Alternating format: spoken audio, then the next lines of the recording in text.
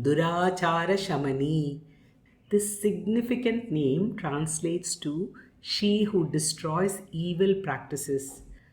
Now the question arises, what precisely defines evil practices and why is their elimination so vital for our spiritual progress? Let's first understand Durachara in simple terms.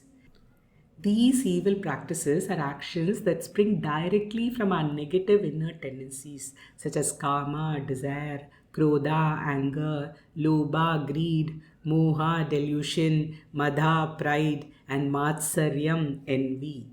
These are the actions that push us away from our true divine nature. In stark contrast, sadachara or good practices are born from inner goodness, manifesting as virtues like selfless service, generous charity, pure kindness, and deep compassion.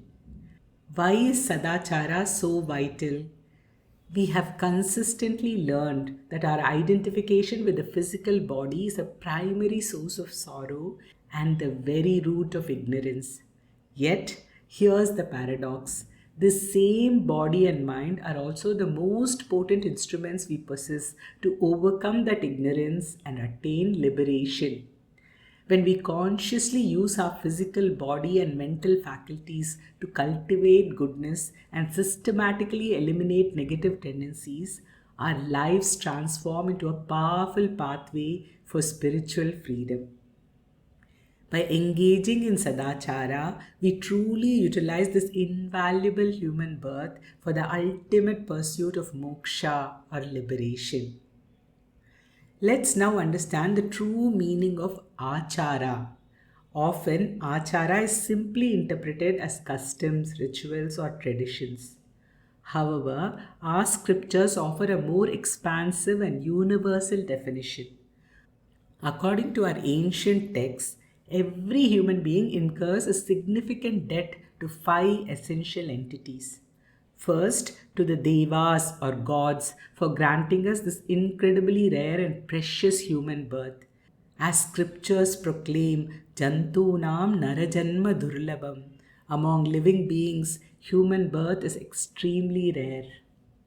Second, we owe a debt to the rishis, our sages and teachers, for preserving and transmitting the invaluable spiritual knowledge that guides us. Third, to our pitrus or ancestors who gave us birth and nurtured our lineage. Fourth, to Manushya, our fellow human beings, for the interconnectedness of society and mutual support. And finally, to the Bhutas, all living beings, for their role in the sustenance and balance of the natural world. Our scriptures mandate that every single day of our lives we must acknowledge and give back to these five entities. This sacred obligation is known as Panchamahayajna, the five great sacrifices. To make it easy for us, our ancient traditions have beautifully woven these yajnas into our daily lives. From waking up and making a kolam with rice powder to feed insects and birds, to watering the sacred tulsi plant, beginning our day with a gratitude to the divine, and feeding the needy during all rituals.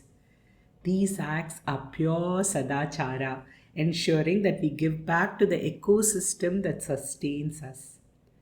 Durachara is precisely the opposite of all this.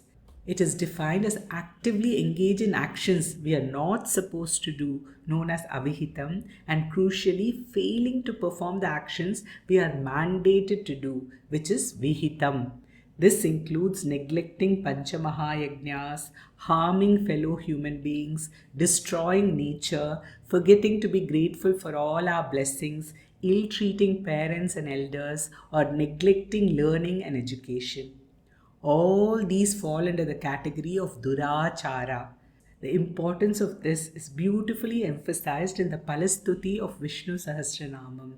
Achara Prabhavo Dharmo, meaning good conduct or Sadachara is the greatest dharma.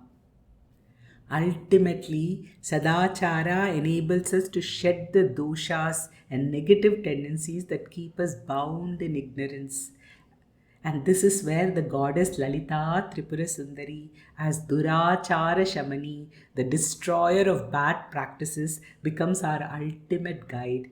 It is through her grace and by embodying Sadachara that we overcome these internal obstacles. Now, I want to make an important observation about the way this name is chanted. When chanting this sacred name, it is crucial to remember that Duracharasamani is a single unified name. A common mistake is to pause after Durachara, effectively separating it and unknowingly calling the goddess Durachara, which means evil practice. Therefore, always chant it together as Duracharasamani, maintaining the continuous flow, as in Dushtadura Duracharasamani Doshavarjita, not Dushtadura Durachara Shamani Doshavarjita.